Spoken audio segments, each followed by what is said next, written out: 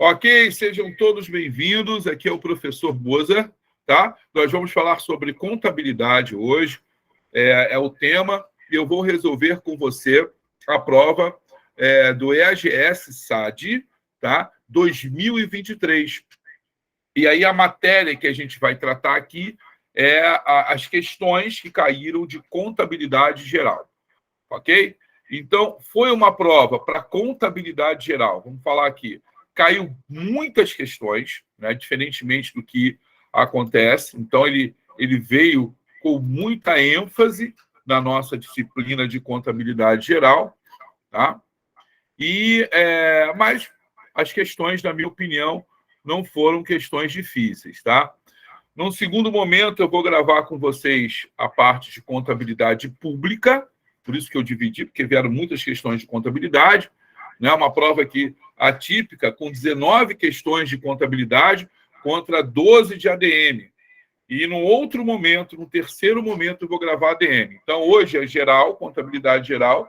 Na próxima será contabilidade pública e depois será contabilidade, a administração TGA. Ok? Então, vamos lá. Deixa eu só fazer aqui a apresentação da nossa tela.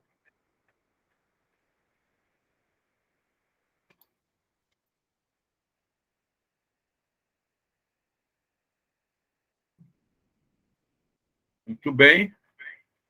Então, pessoal, esse aqui é o nosso projeto, né? O projeto SAD VIPs Questões, tá? Onde a gente, esse mês de dezembro, eu vou aproveitar aqui para fazer a nossa propaganda, né? Esse mês de dezembro é uma aula semanal gravada, ok? Esse mês de dezembro nós contaremos com, vamos ver aqui, 100, mais 100 e mais 200, mais... Esse mês eu vou entregar 550 questões. Então, se você ainda não faz parte, o valor é bem pequeno, é um valor simbólico, faça, porque você vai ser aí muito importante para a sua digamos, preparação, né? Porque você vai contar aí com, só no mês de dezembro, com mais de 500 questões, 550 questões. No mês de janeiro, a mesma pegada. Fevereiro também, mesma pegada, tá bom? Então, fica aí para você, qualquer coisa, depois é só me procurar que eu vou te indicar aí o pessoal que faz a matrícula para você. Vamos lá. Questão de número 1 da prova de 2023 caiu assim. Está aparecendo aí para vocês? Vamos ver, acho que não. Vamos ver aqui. Agora foi, né? Beleza.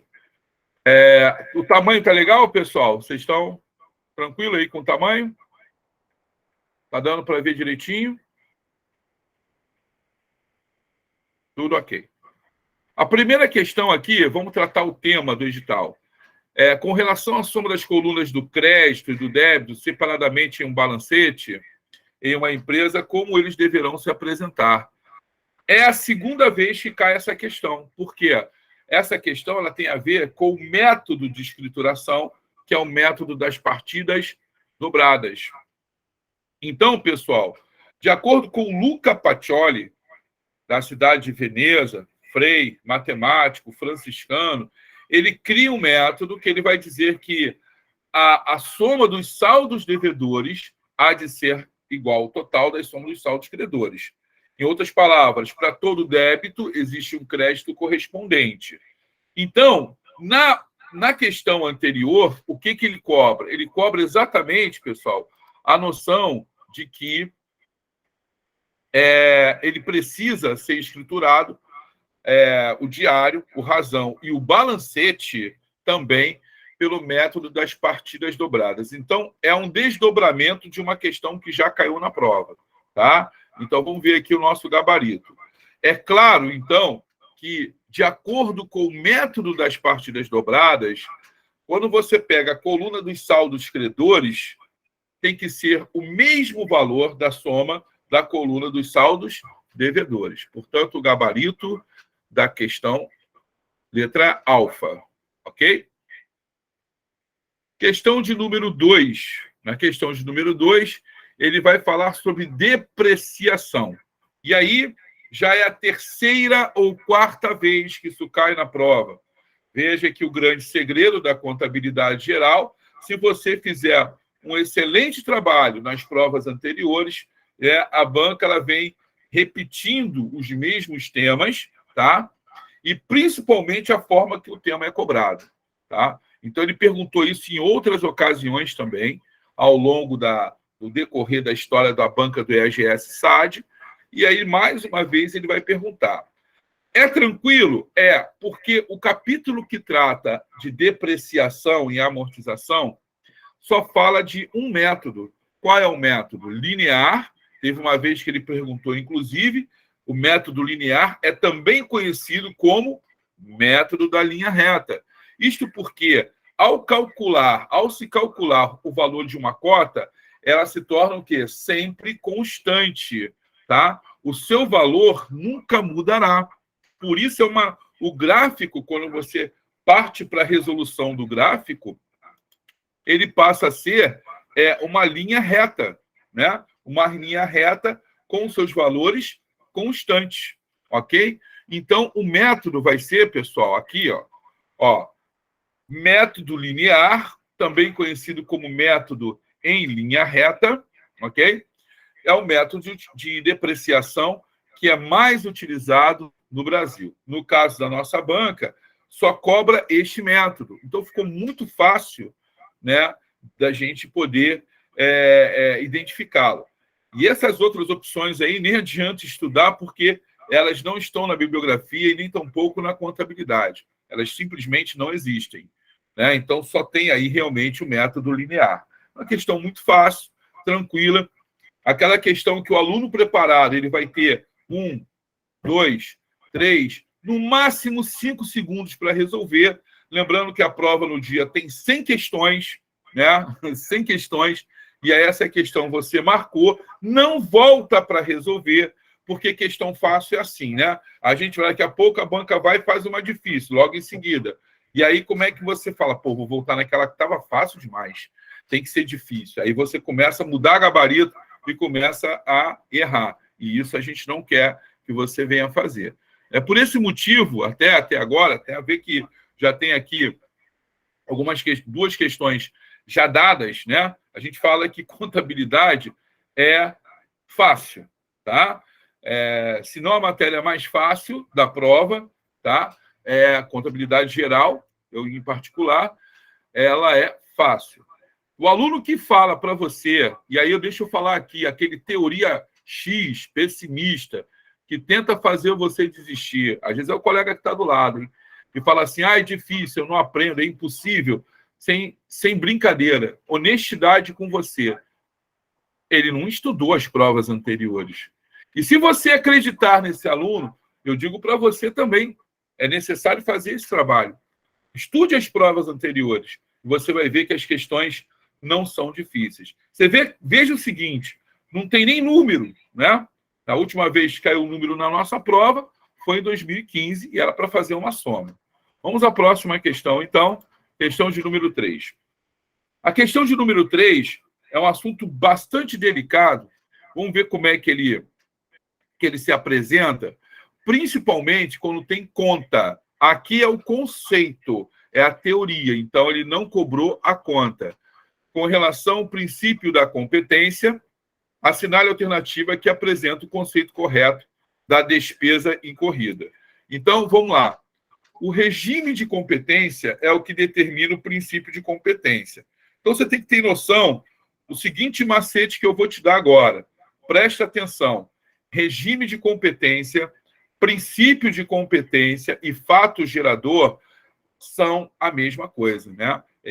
Não há diferença entre essas três nomenclaturas na prova, tá? Representam a mesma coisa. E o que diz o regime de competência?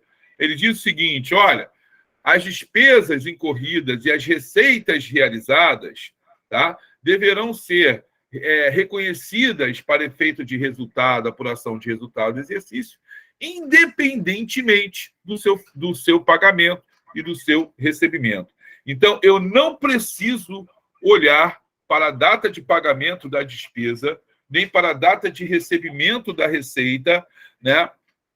Quando ele falar de competência. Beleza? Então, vamos ver aqui o que nós vamos marcar. Ó, como eu disse para você, o macete que eu passo para você em sala de aula, né? Ele foi eficaz. Eu já falo isso faz anos, tá? O que eu digo para o meu aluno? Olha, não vai brigar com o professor, porque às vezes ele pode falar regime de competência, mas às vezes ele pode usar o termo princípio de competência, mas aí ele pode ainda usar fato gerador. Então, os três são sinônimos. Logo, o que é uma despesa incorrida? É uma despesa que foi gerada. Ela foi paga? Bom, não sei. Eu não quero olhar para o data de pagamento. O pagamento pode ter acontecido antes do fato gerador. O pagamento dela pode acontecer junto com o fato gerador e pode acontecer depois do fato gerador. Logo, pagamento não interessa para regime de competência. Ok? Questão 3 do gabarito, então, eu encontro na alternativa delta. Tá legal? Vamos à questão de número 4 agora. Assinale a alternativa que contém exemplos de elementos negativos na conta do patrimônio, né? Então, aquele famoso bizu que nós temos e que diz assim: do ativo, os bens têm direitos também, elementos positivos, natureza devedora, do lado passivo com as obrigações, elementos negativos, natureza é credora. Tu tá triste porque carente, porque na aulinha de contábil eu cuido de você. Então, beleza. A gente até canta, né? Parece uma coisa assim esquisita, eu também acho, né? O professor cantar em sala de aula, né? Eu estudei sem música, né? Mas é só para mostrar para você que tem aluno que gosta para memorizar. Mas o maior macete não é você memorizar a música, o maior macete é você estudar, né? Vocês sabem disso e entender a matéria. Mas é só para mostrar que essa música já tem alguns anos também, e veja como ela é, de fato, ela foi provocada por mim para que gerasse um macete, né? E como ele é importante. Então, elementos negativos representam o quê? O passivo. Elementos negativos são, basicamente, as obrigações, as dívidas. Bom, então eu tenho que olhar aqui. Aonde eu vou encontrar obrigações e dívidas? Ó, fácil, questão dada, tá?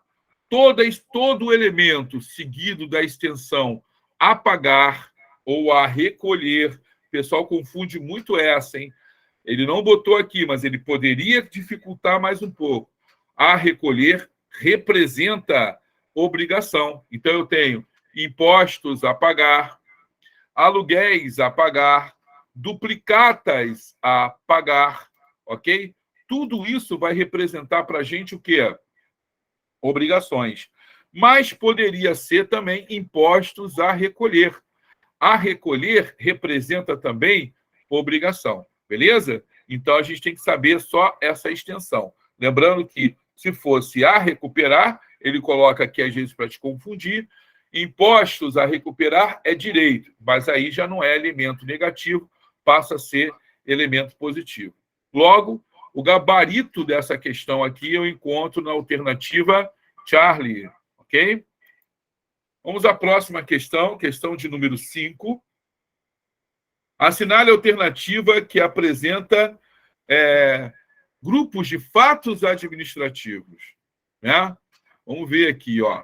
Eu tenho fatos mistos modificativos, aval, né, fianças, contratação de seguros, remessa de duplicatas. Olha que interessante, né? Então, é só você saber a classificação dos fatos administrativos.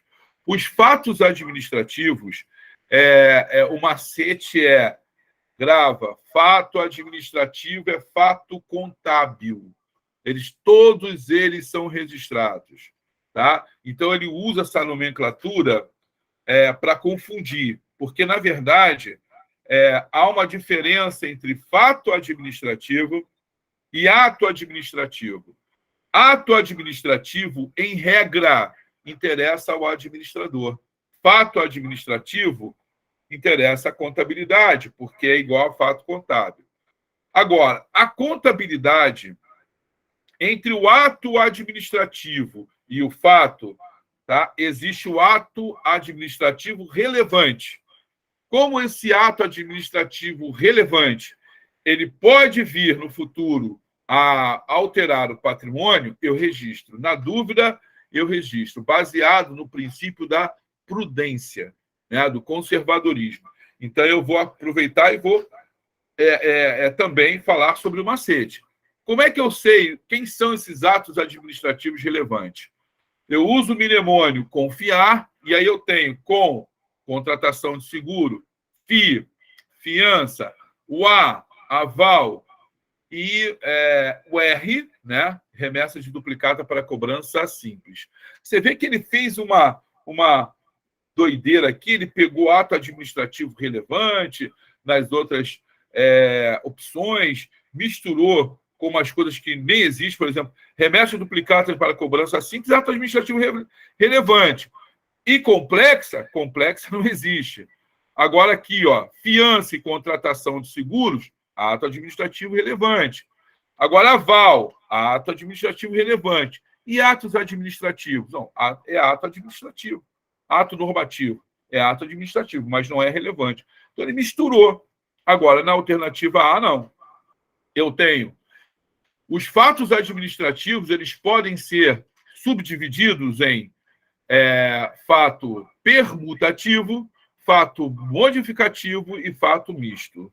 Ok? Então, aqui eu vou ficar com a alternativa alfa, porque ele traz 2 grupos. Tem um terceiro, mas ele quis trazer 2 grupos, os mistos e os modificativos. Você vê que não pegou nem aplicação para você classificar. Ele apenas quis que você soubesse qual é a nomenclatura. Tá? Então, fatos administrativos permutativos, fatos modificativos e fatos mistos. O misto é quando você, né, contempla, né, simultaneamente um permutativo e modificativo acontecendo ao mesmo tempo. Tá legal? Então, vamos à próxima questão. Questão de número, então, 6, tá? O gabarito foi bravo. Vamos para a questão de número 7. No plano de contas, assinale a alternativa correta quanto ao subgrupo de disponibilidade. Aqui eu posso até dizer que foi uma questão média, né? E disponibilidades cai tanto na contabilidade geral como na contabilidade pública. O que representa disponibilidade? Dinheiro, né? O ativo circulante disponível, ele é composto por 3 contas. Eu, inclusive, eu tenho essas questões nos meus projetos, tá? Caixa, primeira conta, banco conta movimento e aplicações de liquidez imediata. Então, no capítulo 9 do autor, né, que a banca utiliza, que é o Osni Moura Ribeiro, nós vamos aprender aí essas disponibilidades que são representadas por 3 contas do ativo circulante disponível. Tá? Então, se ele quer disponibilidade, eu vou botar onde? Conta que representa o dinheiro em caixa. O que a gente tem que tomar cuidado aqui é que caixa é o dinheiro, tá, da empresa, ok? Mas é diferente de capital. No senso comum, fora da contabilidade, nós entendemos que é a mesma coisa. O pessoal fala de caixa e fala de capital como dinheiro e pronto. Na contabilidade, nada a ver. Veja, caixa, ativo circulante disponível, capital, PL. Caixa, natureza devedora, capital, natureza credora. Mas o que então representa capital? Capital é o valor investido pelos sócios para iniciar as atividades daquela entidade econômico-administrativa. Então, se você resolver empreender e assim legalizar o negócio, você vai procurar um setor de contabilidade, uma assessoria contábil, a primeira pergunta, uma das primeiras perguntas que ele vai fazer é o seguinte: olha, vamos montar aqui a sua empresa, a razão social, qual é o nome, qual é a sede, e ele vai perguntar assim: quanto você tem? O seu capital inicial vai ser de quanto? Tá? Então, é só para alertá-los que há diferença entre capital e caixa, ok? Gabarito da questão número 7, eu encontro na alternativa alfa. Vamos à questão de número 8. Já estamos caminhando para o final, hein? Disse que ia ser rápido. Assinale a alternativa que apresenta uma conta indicadora de lucro ou prejuízo de uma empresa. Bom, aí ele vai falar contas do caixa, né? Conta de resultado, prestações de conta do ativo e passivo, aí tu já ignora lá o caixa, ativo e passivo, porque se ele está falando de lucro ou prejuízo de uma empresa, né? Como é que vai ser prestação de contas? Isso não existe, tá? Na contabilidade geral. Mas vamos lá, vamos ver aqui qual foi a alternativa. Muito conhecida também, já caiu na prova, né? Outra questão que não foi novidade para a gente, porque se receitas maiores que despesas, o resultado é lucro. Mas teve um ano que ele cobrou assim: se despesas maiores que as receitas, o resultado obtido será prejuízo. Logo, para calcular lucro ou prejuízo, né, eu preciso das contas de resultado, né? Então, as contas de resultado, elas vão estar, inclusive, naquela demonstração que nós chamamos de DRE, demonstração do resultado do exercício, e elas precisam ser, né, ali confrontadas para que você possa ter o resultado, lucro ou prejuízo, ok? Uma questão que uma aluna, né, me perguntou uma vez, numa certa ocasião em sala de aula, eu achei fantástico a pergunta dela e acho que é muito pertinente. Ela falou assim: professor, então a DRE, ela também obedece o método das partidas dobradas, né? Então, ela estava falando sobre a DRE, que pertence, que obedece o método das partidas dobradas. Eu disse não. Mas como assim, se é o método universal? Porque para se apurar o resultado, e o resultado é lucro ou prejuízo, eu preciso do desequilíbrio entre quem? Entre receitas e despesas. Se receitas maiores, eu vou ter, certamente, lucro. Se as despesas são maiores, certamente eu terei como resultado prejuízo. Então, neste caso, não. Neste caso, eu não posso dizer, e poderia ser uma pegadinha de prova, dizer assim, ó, as contas na DRE ou as contas de receitas, o total de receitas tem que ser igual ao total de despesas. Vamos pegar aqui. Segundo o método das partidas dobradas de Luca Pacioli, o total de despesas há de ser sempre igual ao total das receitas. Está errado, porque eu preciso desse desequilíbrio para que eu possa apurar o meu resultado. Ok, pessoal? Então, a questão de número 8, o gabarito é bravo. Aqui, uma questão, é a nossa última questão, tá? Foram 9 questões, então, para vocês terem noção aí, às vezes, o normal, né, é ter 6 questões, né? Ele botou 9 questões só de geral. Na próxima etapa, como eu já disse, em outro vídeo, em outra ocasião, nós vamos falar só da contabilidade pública, até porque vai dar um trabalho. No ano de 2023, a pública veio que veio. Tinha questão muito fácil? Tinha, mas tinha questão também que estava muito complexa, né? E aí, vamos aqui à nossa última questão. E ele vai pedir o seguinte: como se dividem os bens materiais? Essa classificação você encontra no capítulo 2 do de Moura Ribeiro, né, onde ele vai falar ali sobre classificação de bens. E aí ele vai dizer que a classificação, teve um ano até que caiu assim na prova. Outra questão que já caiu, tá?